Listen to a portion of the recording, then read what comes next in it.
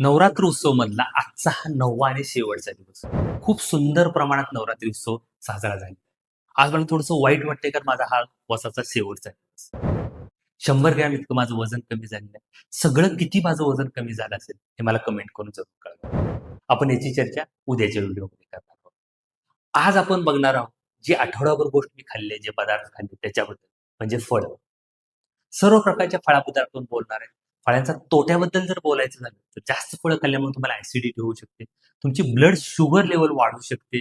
हे फळांचे तोटे आहेत. जर फायद्यांचा विचार केला तर तुमच्या डोळ्यासाठी चांगला आहे, तुमच्या हार्टसाठी चांगला आहे, स्किनसाठी चांगला आहे आणि फळांच्यामध्ये प्रचंड प्रमाणात न्यूट्रिशन आपल्याला मिळतं आणि ते तुमच्या शरीरासाठी चांगलं आहे. फळं सगळी शरीरासाठी चांगली असतात. पण जर तुम्हाला वेट लॉस करायचा असेल, तर शुगर असणारी फळं तुम्हाला अव्हॉइड करायची. जसं की केळी, चिकू, द्राक्ष, आंबा, सीताफळ. वेट लॉस जल्दी झाली नाही तर ती फळं तुम्ही खाऊ शकता.